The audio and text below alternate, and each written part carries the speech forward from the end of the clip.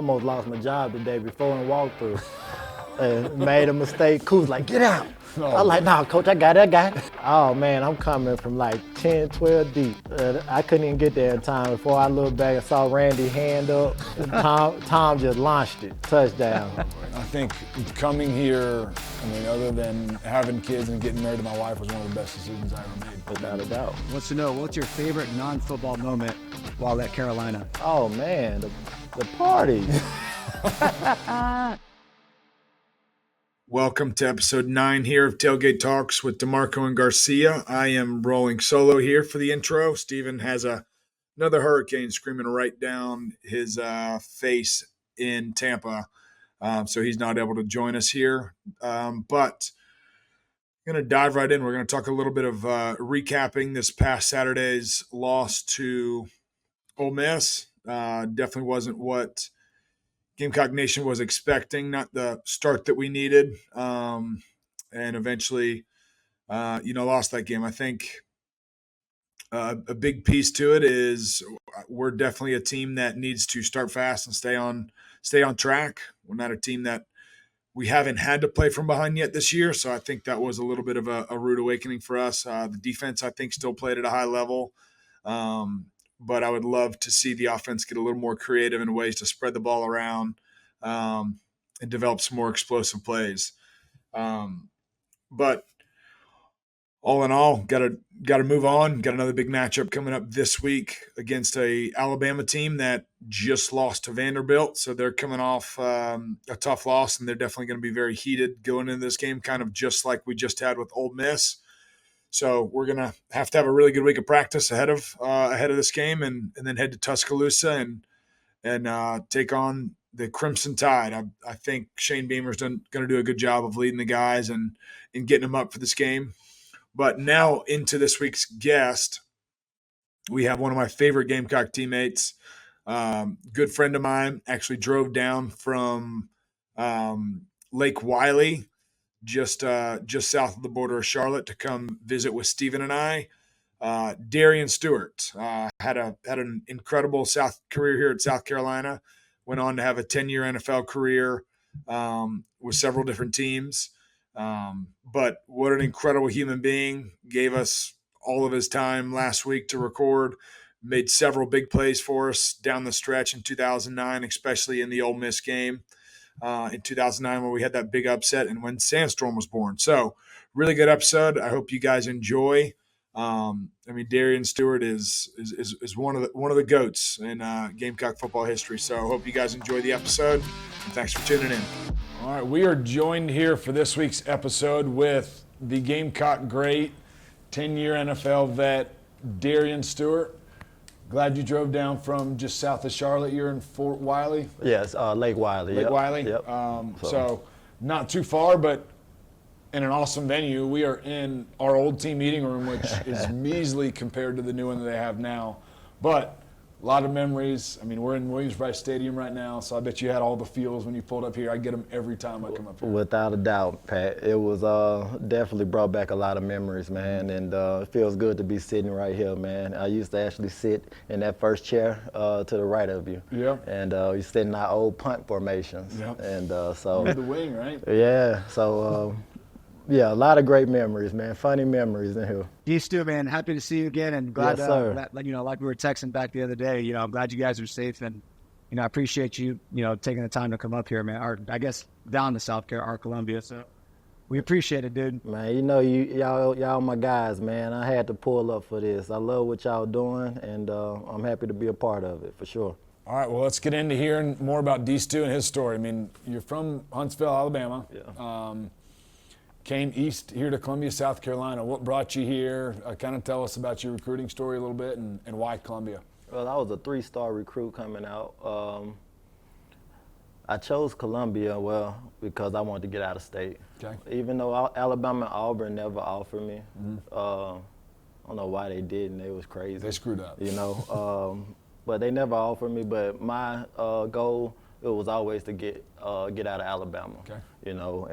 So Coach Cooper, Ron Cooper, yeah. He was recruiting that area, man, and he just happened to be from my high school.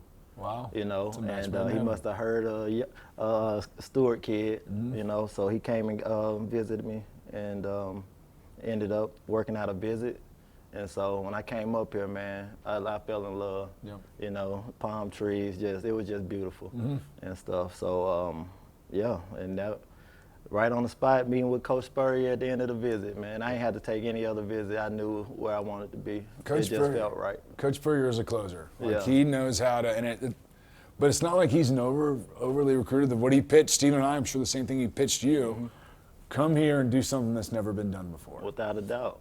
And that's, I mean, I think everybody we've spoken to so far, like that's been the pitch that everyone's been like, I want to go do that with those people and that guy leading the charge. And he was building something special, man. He signed a good recruiting class that year, man, and we was able to put together a solid career. I mean, y'all's class was kind of the change of the guard. It was the previous, it was Lou Holtz's classes all before that, but your class came in, and I was scrolling back through it. I mean, there were 3 out of the 5 starters in the offensive line during our time was from your class.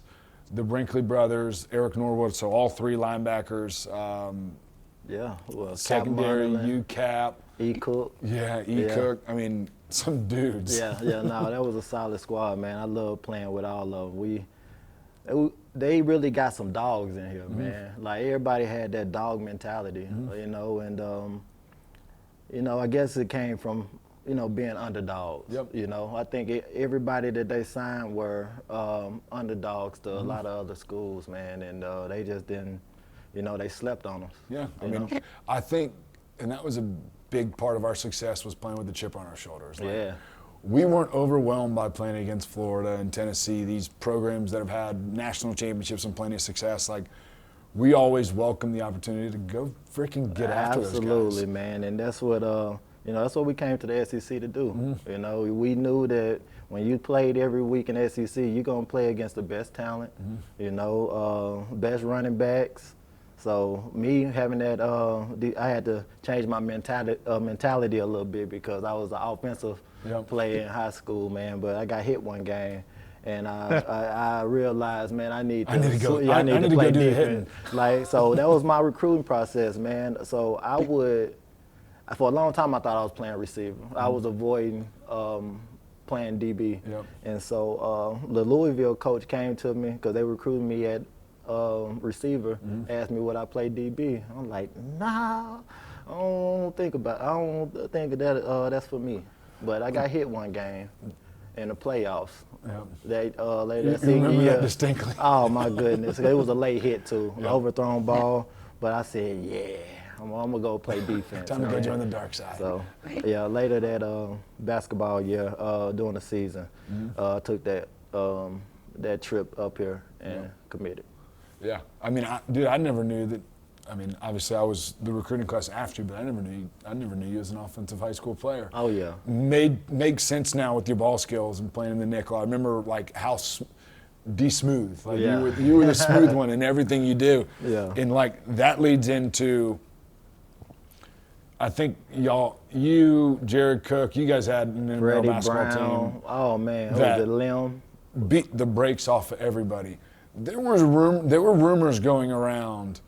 Were you offered to play basketball at Memphis by Calipari? I was, not by him, but yes, I was offered.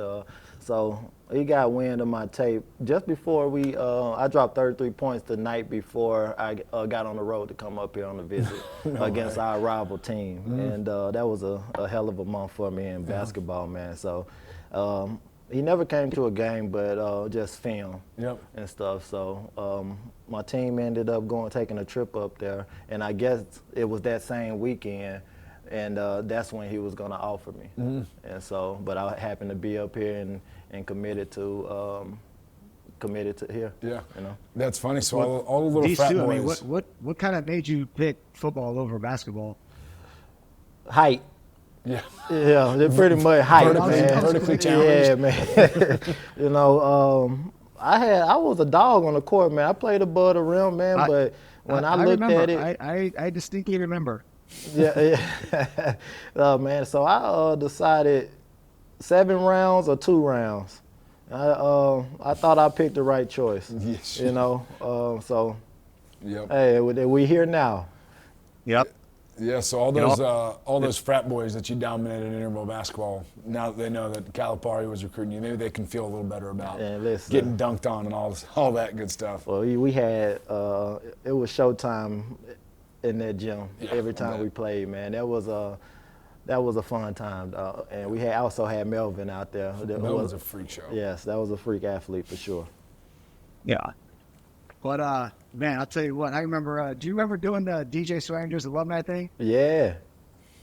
I mean, I don't really remember being there, but I remember tackling Clowney down to the ground. Yeah, you were a little out of your mind that day. I remember that. Man, hanging out with like Akeem and DJ Swearinger and all those guys, man, they put it to me pretty good. Yeah. So it was that was a great time. We it was held over at Benedict, but great turnout.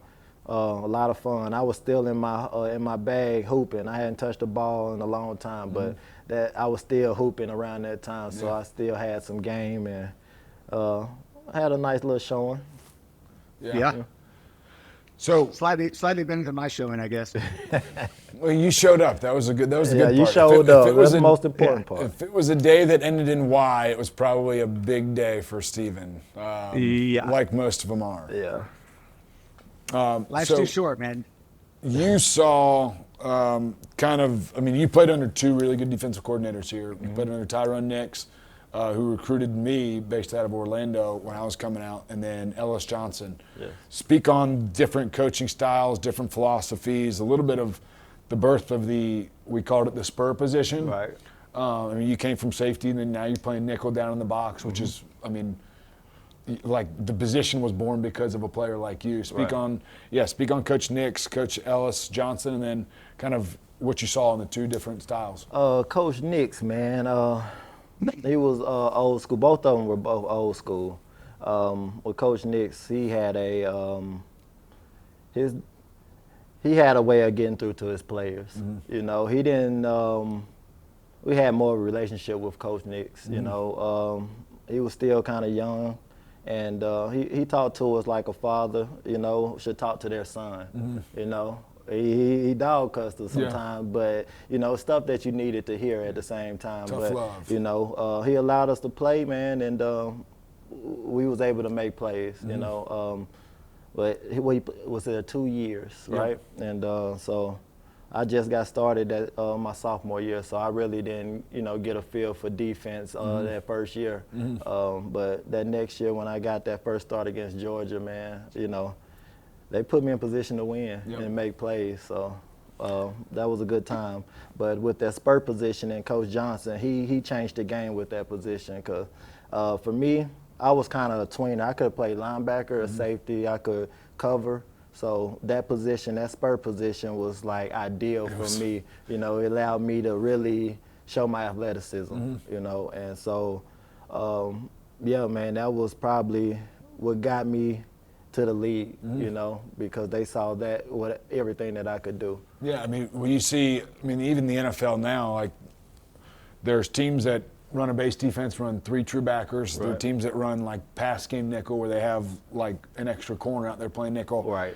And now teams are going into big nickel situations where they're playing like a hybrid, Without identical to what you did at that position. And I don't think that was done much before Coach Johnson brought that here and that position evolved. Listen, he kept it going because right after me, you had Antonio Allen, who was another freak athlete, and he was still young before I left, so I was unable to see what he was really capable of because he was playing true safety, man. But when they put him in that position, he elevated it. He flourished too. Now you were a little bigger than Antonio Allen, but Antonio Allen came in and we know him. He was physical. He was willing to stick his nose in there, and that's something that you generally don't get from DBs.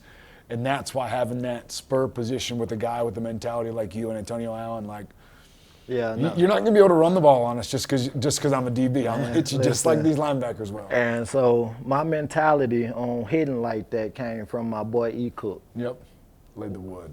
When we came in together, man, our first day at training camp, he hit one of our receivers so hard on goal line, he was just a freshman, man. He put everybody on notice. Yep. You know, so that moment right there, I was like, that's how I got to play. Oh, Man, that just brought up a new point, or another point that you mentioned earlier, you know, getting out of state. I mean, how many guys have we mentioned just in this, you know, first 15 minutes of this conversation? How many Got away from guys home. that were on that, especially we're two of them. Yeah, man. Sometimes that's the best thing for us, man. Allow us to grow up, you know. We met one another and, you know, lifelong friends, man. Mm-hmm. You know, we tied together for life. So this is what it's about. And, you know, I'm happy I came, for sure. I don't really regret anything about my career. I think coming here, I mean, other than having kids and getting married to my wife, was one of the best decisions I ever made. Without a doubt. Meeting the people that I did, getting out of my comfort zone of staying in Orlando, just like you getting out of Bama, like it's a big piece to us growing up, and the friends and the relationships we still have from our time here. I mean, up in Charlotte, like you guys have. We deep. There's It's a lot. 12, 15 guys that we play with that live up there, and y'all are social, doing stuff, golfing, going out, grabbing dinner. Without all that a stuff. doubt. So it's important, man. And like you said, lifelong friends. You don't have to talk every day, but just know that you can always pick up a phone and holler at someone and have good conversation and stuff. So that's what it's about, you know. All right, tell us about some of your favorite games and experiences while you're here in Columbia, Williams-Brice Stadium. Big win on the road. Like, tell us about some of your favorite moments in the Garnet and Black. Oh, man. First, I'm going to go back to my first career start against Georgia. Might have been the only time I beat Georgia while I was here. But, you know, that game right there, I almost lost my job the day before in walkthrough. And made a mistake. Coach like, get out. I was like, nah, coach, I got it. But, yeah, so he took me out, told me to get back in there, but I ended up starting. But walked out the field with like 9 tackles. PBU. I think I might have had a forced fumble. Roughed the punter.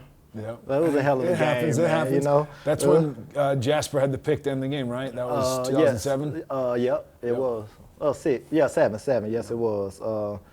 Dang, boy, great memory. So, dang, I forgot about the pick. I mean, winning in the hedges, like, it doesn't happen much. No, it does not. The way teams don't go into the hedges. And all I remember was just playing with so much effort, dog. You know, it was my first career start, man. I knew family was watching back home, and I just cut it loose, dog. I was everywhere running. Well, shoot, all the work you put in from Monday to Friday gives you the freedom to go out there on Saturday or Sunday in the NFL to go play and have fun, let your hair down, play like you're a little kid because the prep work was done. Yeah, absolutely, man.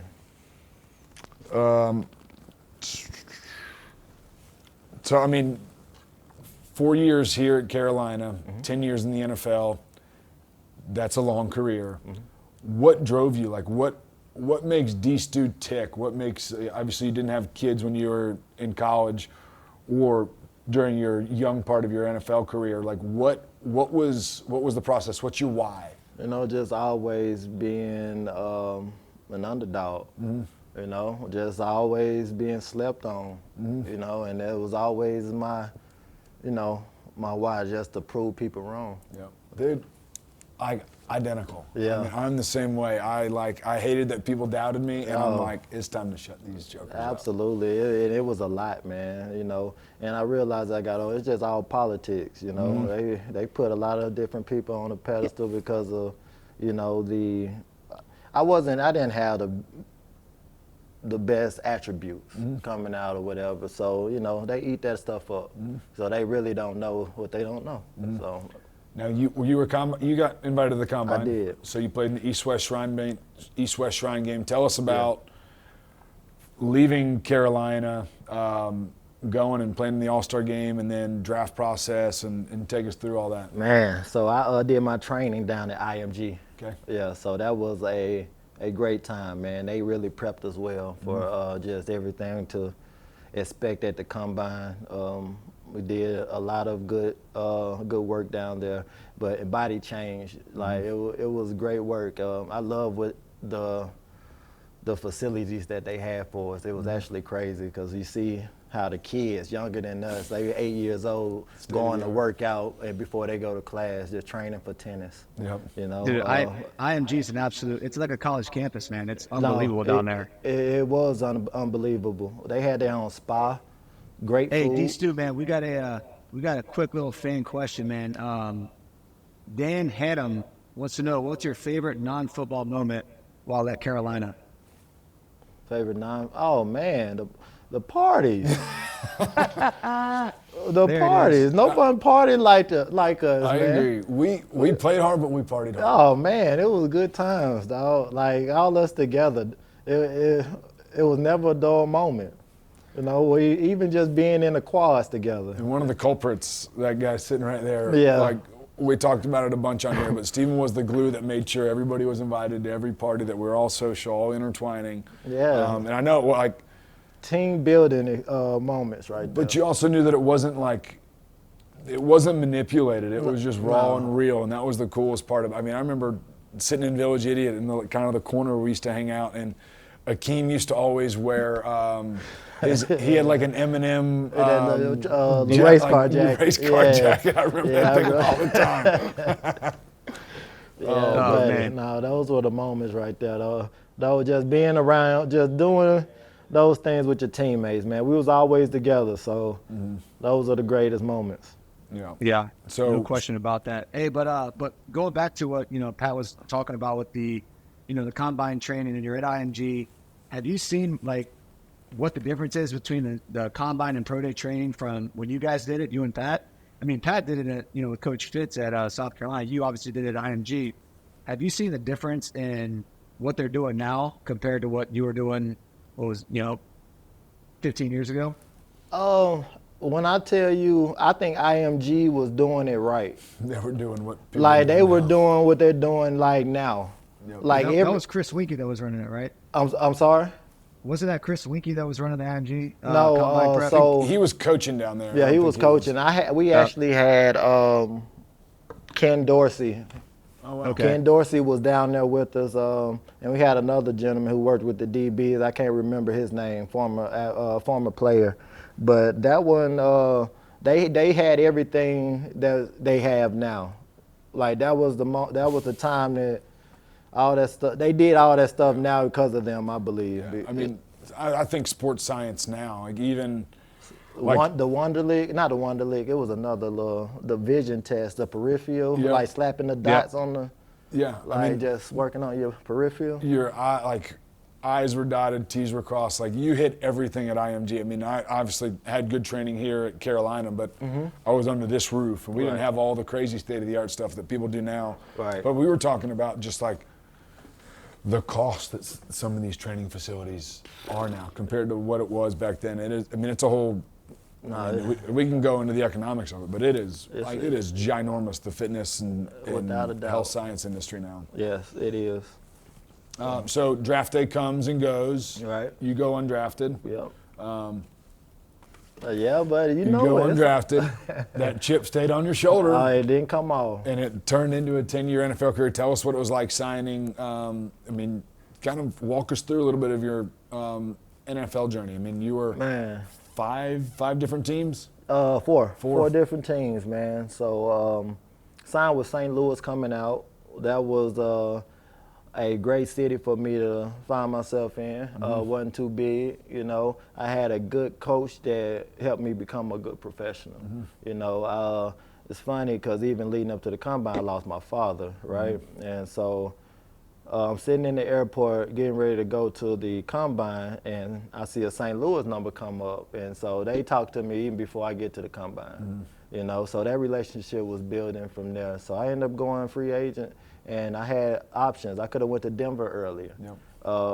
Could have went to Miami. I could have went to a lot of different places, but St. Louis stood out because of that relationship. You went where the Lord sent you. Yeah, and he was a God-fearing man, Andre Curtis. So Yep. that's my guy, man, to this day. And he made sure I was on the first DB in the building. So he really challenged me. Was Jared Cook with you there? Later, so when Later. Coach Fisher came. Okay. Yeah, so I came in with Coach Spagnola. Yeah, I remember we played you guys in a preseason game when I was in Kansas City, Mm-hmm. and that was because I was hurt my rookie year, so it was technically my second year, but first year actually playing. Yeah.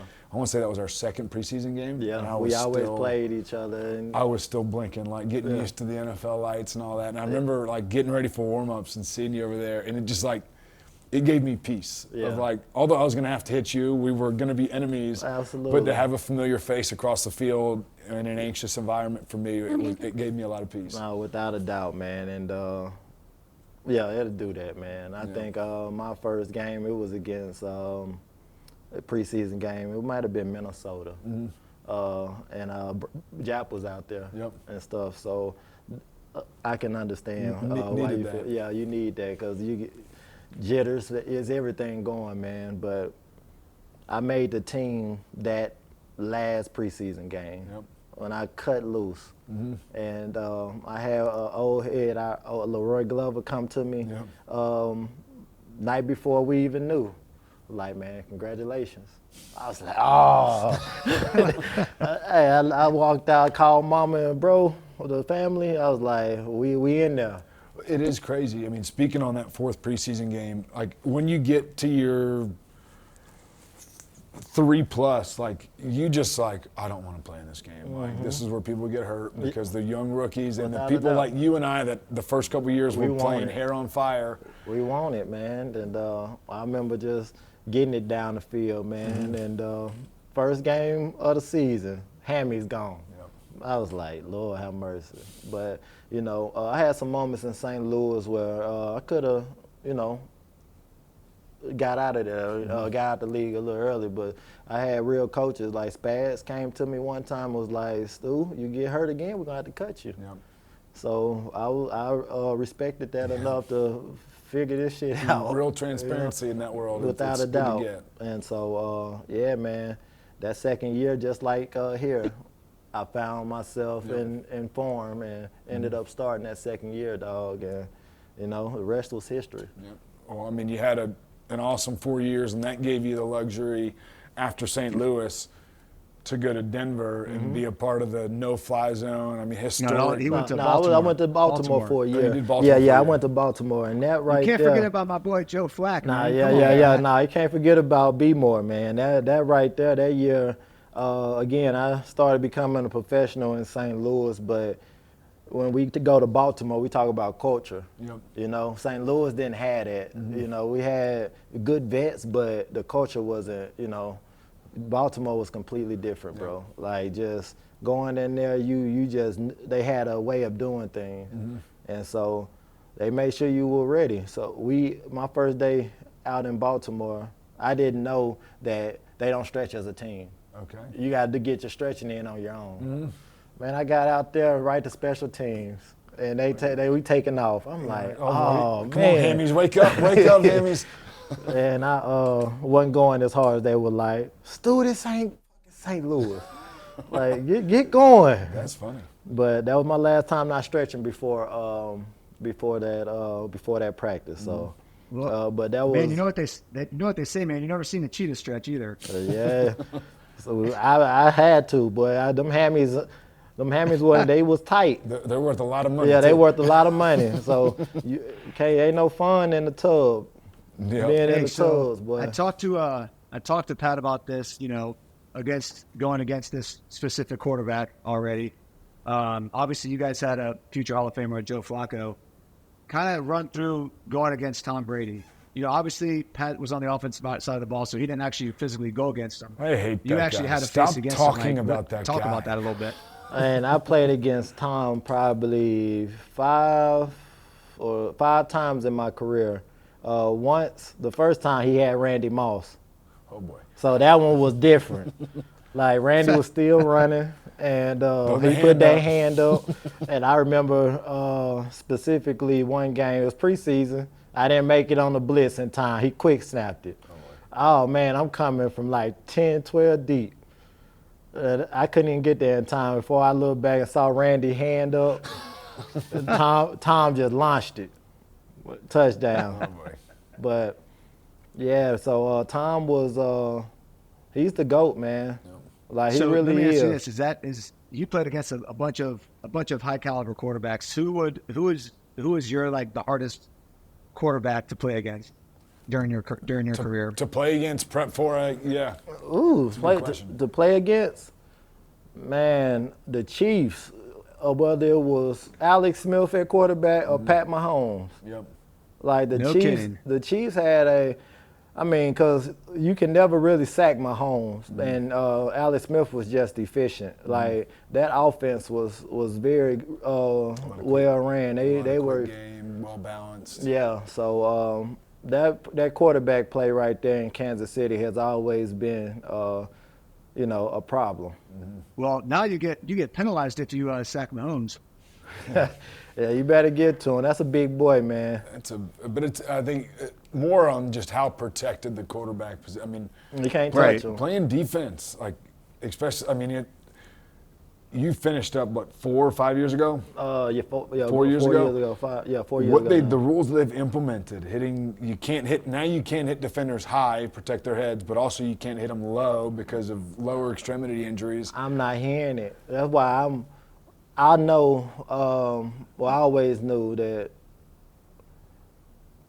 to go low. Yeah. Like most of my penalties were on quarterbacks, unfortunately. And although I didn't agree with them, I understood. I'm probably Cam, Luck, those two specifically because they were back-to-back weeks. Yep. Luck caught me because he slid so late and I was already lunched. But How were those fines? Those were fun to take. no, man, there wasn't no way they was gonna let me out. I already knew that because of who they were. Yeah. And so the quarterbacks, man, I knew that they were protected, but those damn tight ends, I'm not getting stiffed on. They're big dudes. They are like I'm 6 foot. They 6'7". I'm not getting a stiff arm. So for me, I always had a mindset to always go low on the tight end. Yep, that's smart. Even when they catch it, I gotta go low. The game has changed a lot. It's softened up a lot.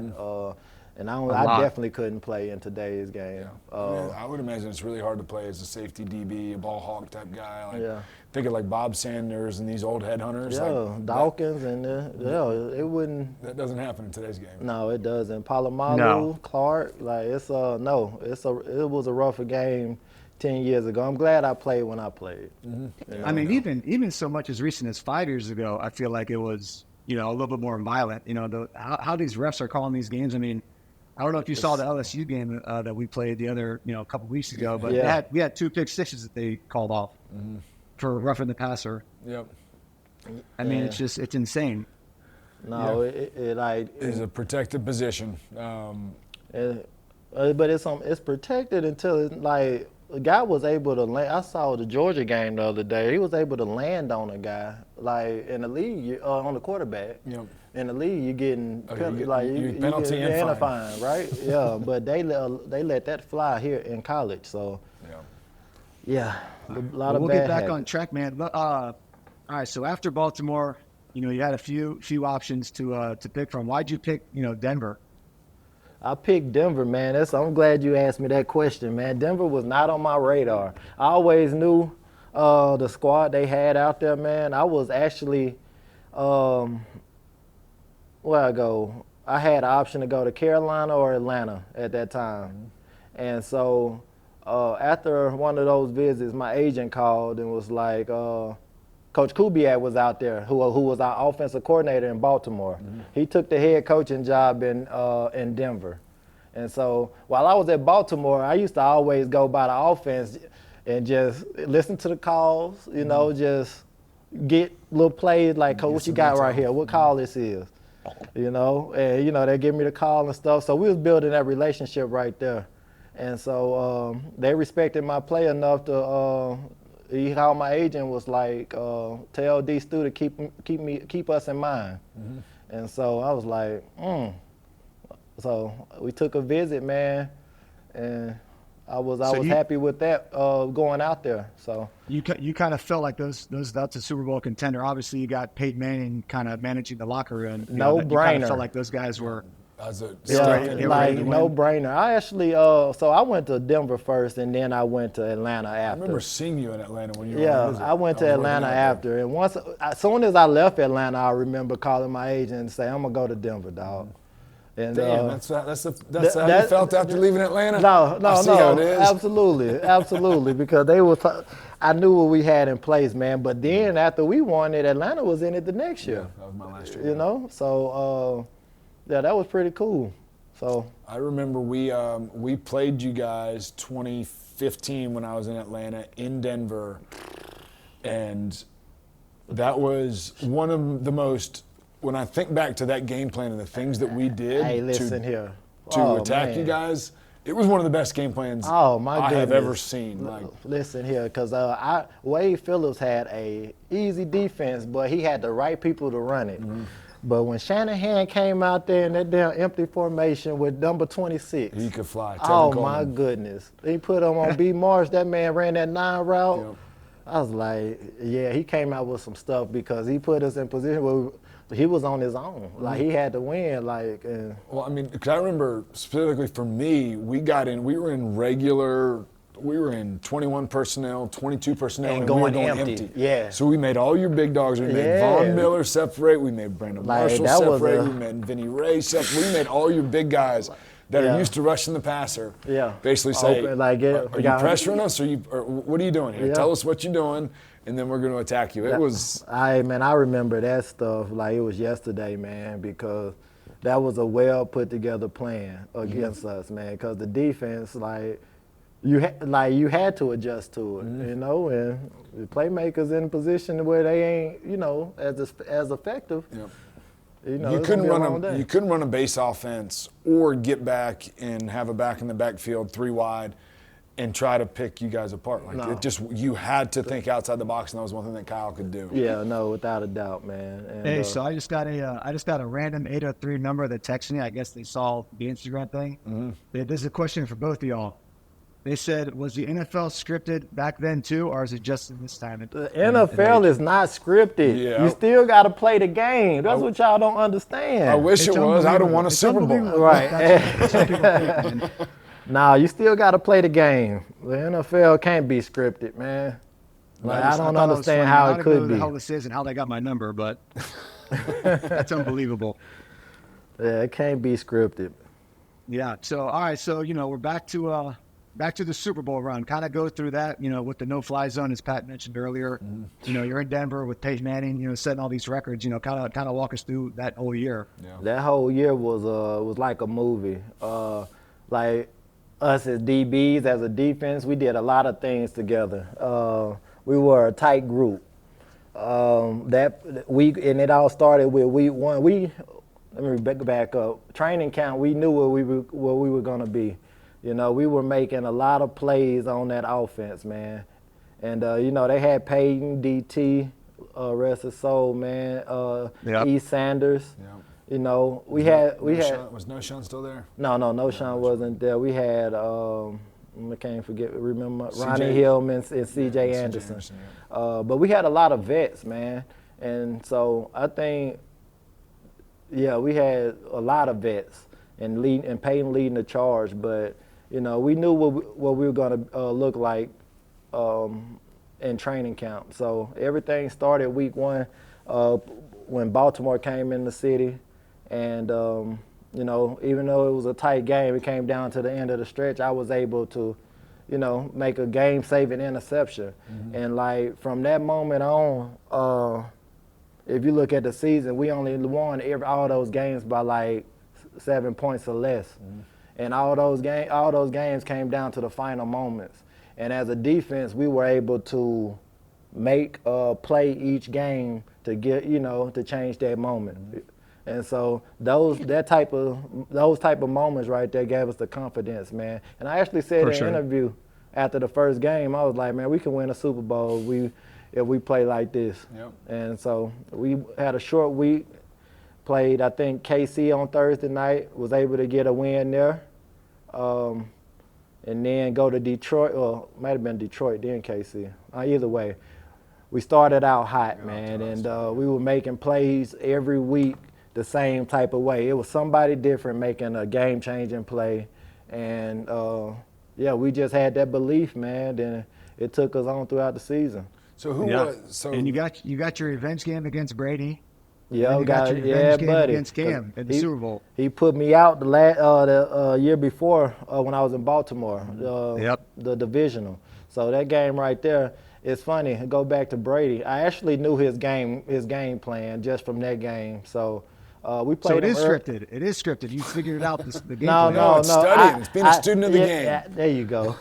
I knew how they like to come out and stuff. They did a lot of coverage ID stuff, and so I knew that we had the best corners in the league, and Edelman and LaFell weren't going to get loose on Talib and Harris or Roby them. Yep. So they had to work the tight ends and the running back. So anytime James White went out wide, I'm going to line up on this hash, and if he run a slant, I'm coming straight downhill. Yep. And like clockwork, he did exactly that, and I was out here ready for him. So. Those are the type of little things that I saw with Brady, man. It was simple offense, man, but he was just trying to find those matchups and exploit the linebackers. And, and I was able to think with them and make those plays. Yep. And then you had Cam Newton in the Super Bowl. Yeah, man, I feel for those Carolina fans, dog. Like, I'm sorry, man. Like, because it's funny, like, they had a hell of a season, but we were so confident, we knew what we had, man, that when we turned on that film, it was like, oh, man, these boys don't stand a chance, And, for myself, my opinion, like I always knew when we started out the game fast on offense, we would have a chance. So that first drive in that Super Bowl, Peyton was able to put a drive together, get some points, man. I was like, oh, it's over. Right. Because they were starting out hot the whole season. Like, they were jumping on top of people early. So when we was able to put that drive together, I was like, they in for a long day. Yeah. You made them tap out. Yeah, no, when that defense took the field, though, the first time, man, the stadium erupted. It really did. It was crazy. But that has to be one of the best defenses of all time, for sure. Yeah, so the no-fly zone was you, T.J. Ward, Akeem Talib, Brandon Roby, and Chris Harris. Chris Harris. Yep. And Chris Harris, yep. And that's why I say we had vets, because we still had other 5-6 year vets up under. Like, we still had David Bruton, Omar Bowden, who was corner safety, but he was our punt returner as well. Yep. So, like, we had some guys, man. It was actually scary for me. You had some dudes. I remember playing against you guys. I was like, let's not make the DBs cover. Let's make the linebackers cover. Yeah, man. And then we had Brandon Marshall, and Danny Trevathan, man. Danny Trevathan was a good player. Yeah, man. He played at Kentucky, but yep, I remember him. Like, he was one of the unsung heroes of that defense. He was mighty linebacker. Him and B. Marsh. They did a lot of dog work. They were both sneaky athletic, though, yeah, too. They were very athletic. They could lock you down, lock a running back down. Yeah, absolutely. And so that's one thing that, gave us that advantage, because they could go out there and cover a running back or a tight end. Yeah. Something you brought up there, talking about, like, the prep work and what it took to get ready for a Tom Brady. I think a lot of people think talent alone is what gets you there. I think they realize all the prep work that's done, but they don't understand what exactly it entails or what exactly it takes to elevate your game. You were a 3-star prospect. You were undrafted. I was 2-star. I went undrafted. To have obviously we didn't have the intangibles, the size, speed, strength, whatever they measure, all the measurables. We didn't have those. But between our heads, oh, man, that's where we elevated. Talk a little bit about talk to the people about what it means to be a student of the game and why, talent alone gets you so far. Right. But between your head, that's where the majority of the work's done. That is 90% of where the work is, man. Mental. Mr. Waddell, before I got to the league, he gave me some wise words. He told me, don't have no mental errors. And that right there stuck with me. Yeah. So even when I got to while I was in college, man, if I saw a play twice, I'm jumping it. Yep. Now, I still believe I should have led the SEC. I should have had should have had the most interceptions in South Carolina history, but I dropped them. As a receiver? As a receiver, man. I don't know how I dropped so many interceptions, dog. But you were very instinctive. And Yeah. that was because of the tape work and the prep work. I would break on the ball so clean, but that pick, I wasn't coming down with the pick, man. And it was a confidence thing. Like, I'm like, man, it might have been that neck roll I had too. Like, I don't know. I used to break on some passes, man. But just if I saw a route twice, like I believed it enough to go, just try to make a play. Yep. Well, and Coach Spurrier was one to in practice. Yeah. If we're playing against you guys, like if something works, he's going to go at it. So I think that gave you the belief and the confidence to go out there and execute. And Yeah, you did. man. You did. So just learning that offenses repeat plays, just get to it a different way, just understanding that and stuff. And it was one game they didn't throw the pass then, but I would have went 99 on them. But they ran this little play and I jumped it so clean, but he didn't throw it. I was like, I got that in my back pocket. yeah, I got that one in the back pocket. But I know Steven's itching to talk to you about Tampa because the guy just absolutely loves what it. you got? What you got? Let's Steve? hear about Tampa. Yeah. So, what is your favorite? What is your favorite team that you play for, and why is it Tampa? My most favorite team I played for, man, it's sad to say, is not Tampa, even though the city is beautiful. That was my last year in the league. You wish you would have stayed one more year to play with Brady and win another ring? I could have, man, but I wasn't. I was already mentally checked out of football. Tampa was a fun city, man, but I wasn't in training camp, right? So y'all don't understand how important the off season is before the season with the team. Yeah, relationships. Or even just getting your body right, man. Because I ain't gonna lie to you, I was working out, but that workout ain't the same. You got to work out that much harder each year if you really love the game of football. That's so true. Right. Like you got to work out much harder that if the older you get.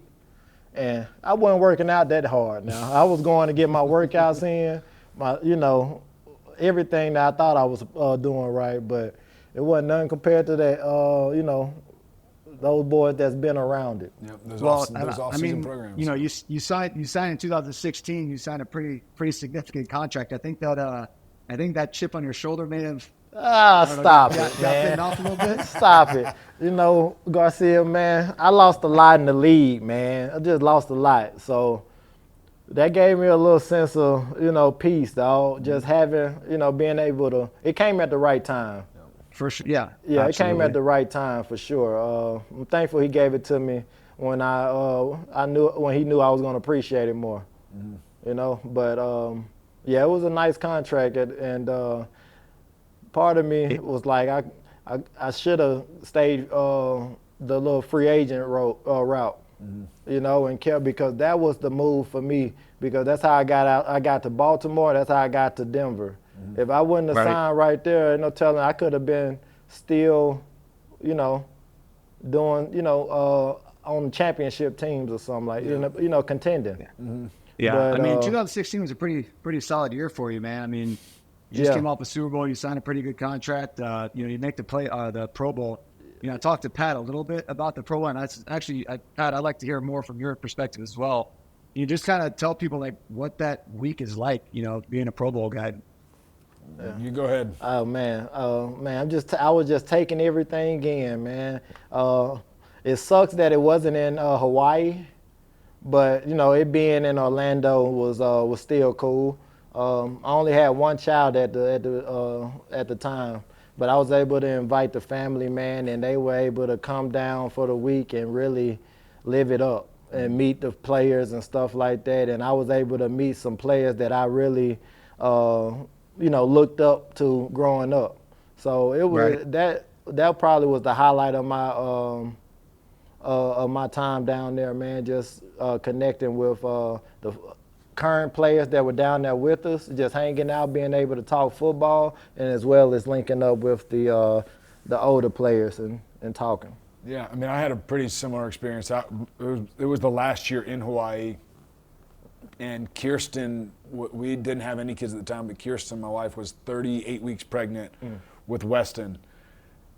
And we're sitting there, and we went and saw the doctor, and we're like, can she come? Can she not come? Like, how can we do this? And doctor's like, you don't want her to go into labor on the way to Hawaii nor in Hawaii. So she stayed back. My parents went up there, but like what you said kind of gave me goosebumps of just like taking it all in. I think a lot of, like, we weren't Pro Bowlers every year. No. And we definitely didn't take it for granted. That chip we had on our shoulders was what got us there. But I just remember, same thing, seeing like, I mean, I'd been in the league for 6 years when I made my first Pro Bowl, seeing like Adrian Peterson and J.J. Watt, and them just like their presence around was just like, wow. I finally like had to be like, okay, like I've actually done something. Yeah, no, without a doubt, man. And that's the type of feeling that you get of being around those type caliber players, man. I think Andy Reid was our coach, so I got to chop it up with Andy and Coach Bieniemy. Yep. I told him, I remember vividly telling one of his running backs stiff armed me, mean stiff arm. I was already out of balance, and he just finished me, man. It was I looked bad. Yeah. And I told him, you tell that damn running back I'm on his head next time. And he just bust out laughing. But just building those relationships with those coaches, man, and it was a great time, great moment, and having my family there, it was surreal. Yeah. Yeah, I got a funny story. My mom and dad ended up coming out to the Super Bowl in Hawaii, and we were planning to go to dinner at like 7 or 8 o'clock one night. So I got off the elevator, and Mom was getting off the elevator at the same time. We saw each other, and Dad wasn't with her, and I was like, "Where's Dad?" And she's like, "He left the room like an hour and a half ago. He's just been sitting in the lobby, I think, taking pictures, staring, just taking in all the scenery." And sure enough, we walked over and saw him, and he's sitting there and like the biggest grin on his face, ear to ear, taking it in, because he loves sports. And like, I mean, just like we do. I mean, you played every sport growing up and all that. So it was really cool for my dad to experience that, and that story is always going to stick with me. Yeah. Dad was in the candy shop down there in the Pro Bowl lobby. Yeah, no, absolutely, man. And even the Super Bowl, when my brother, if you see my brother, we look alike. He might just have my dad's eyes as slanted, but he had on my jersey, and they thought he was me. You ready? Or whatever. So he was really out there signing autographs. That's for awesome. them. And I thought that was just hilarious, man. But again, just enjoying that time out there, and just with the family was a time. Well, so now we're going to transition. Now football's done. Yeah. It's been done for 4 years now. What is the Stewart family up to now? You got wife, kids, yeah, man. Living in Lake Wiley. Tell us what you're up to now. Man, so we got 3 kids now, man. Hayden, Declan, and Sloan. They're my babies. So just enjoying them. Daddy bus is rolling every morning. Yep. Taking them to school, picking them up. My wife, she's a real estate agent, so she's working, doing her thing, and she's ambitious. Has her home healthcare agency. Yep. So really, bringing in some money for us. So I thought that was cool, because she's always been, wanting to do that. She was never the type to be in the house, so she wants her own life. So I can be daddy and be around my babies, because I love them that much, man. And it was something that I never had. So I find joy in that. 100%. I mean, it's the most important job we have. Without a doubt. To be husband and dad to the kids. Yeah, man. But I know, I mean, you made a bunch of impact here during your time at Carolina. You made a lot of impact on a lot of people during your time in the NFL. I know you and your wife started a foundation. You guys do some work in the community, and I know you want to continue to grow it, and a busy time of life with kids right now. But tell us a little bit about your foundation and what you're hoping to do in the coming years with the foundation. So Stewart Standouts, man, we started. We were helping with kids with in underserved communities, and so although that's the same goal, we shifted it a little bit, man, because you know, we our son and he been doing a lot of little therapy sessions. Just us being parents, making sure they have the tools that they need. That's 100%. What every parent should be doing. But we thought about the parents that don't have access to that stuff, resources, and so we want to help them out, man, and try to find them and try to get them, if they feel that their child is delayed in the area, we feel like that is an area where we can be helpful and, huge, man. and find them the help that they need. So that's that's our plan, and we look forward to doing here in the near future. Well, we all know what the NFL stands for, not for long. It lasted a decade for us by the grace of God, but still got a long time. You're what? Are you 36? 36, baby. Still got, NFL pension kicks in at 55. Too got long, got 19 years. I got 20 years. Yeah. What's kind of what does D. Stu want to do other than being an incredible husband and dad? What are aspirations you have over the next 19 years? Oh man, I'm gonna get better at golf. I told you that. Point one. That's point one. Get better at golf. I got me a golf coach, so I'm almost there. Man, I'm gonna get my general contractor's license. Yeah. So that's next too, coming in the new year. But I want to get back into coaching. Yep. I think that I have a lot of game to give to these young people, and so me getting back into coaching would be something that next year that I would be into doing. You're thinking like high school, middle school, yep. Okay. Yeah, high school for sure. Something that's gonna bring me home every night, man, and I'm still doing good deeds. Dude, that's awesome. Well, you, like I said, you made a lasting impact on me and Steven. You were not really the old head. You were only a year older than us, but you had the old spirit, and you brought us along, and you taught us a bunch along the way. The impact that you made in Williams-Brice Stadium, here in the community in Columbia, are making up in Lake Wiley now. Being a great husband and dad, like I said, that's job number one. Absolutely. And will always be job number one. So, dude, you're killing it. You're rocking it. We're excited to do work with your foundation when you get that stuff up and rolling. Good luck with your GC license and all that stuff. You're in a great spot up in Rock Hill, Lake Wiley, Fort Mill. That area's booming. Yes, it is. I'm going to call you. You're not going to be able to answer me because you're doing too much work. But what else you got, Steven? No, I just want to, tell them thanks again. I know they're dealing with a lot of power outages and, flooding and all sorts of other bullshit, with that area, man. Yeah. D. Stu, man, I love you, man. I appreciate you coming down. That shows a lot about you and your character, dude. Like, Y'all my boys, man. I'm happy I was able to, we were able to get this done, man. Again, it was the perfect week to do it. With Ole Miss coming into town. Yep.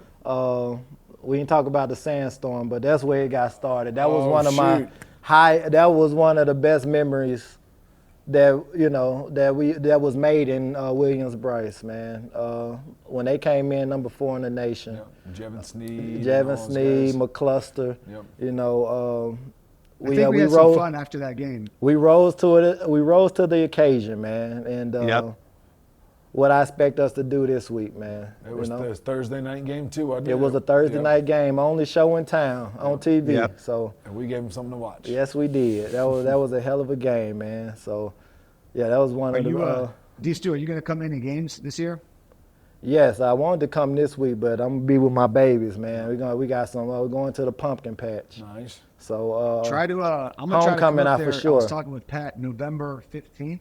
weekend for the Mizzou game. So tournament. Okay. Stu's planning to play in the Letterman's tournament. Yes. Okay. I don't know why I thought it was before, but yeah, I'm there. Say less. Well, that's when let's do it then, man. We there. Melvin and Pharaoh are getting inducted into the Hall of Fame. Okay. That same weekend, so let's have a heck of a time. We doing that. Okay. No, say less. I'm here.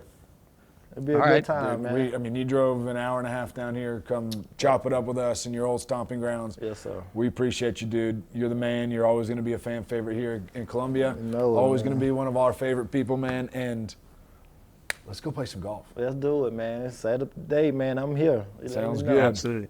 All right. All See right. y'all. Cheers, fellas. Yes, sir. You got the brew. Always.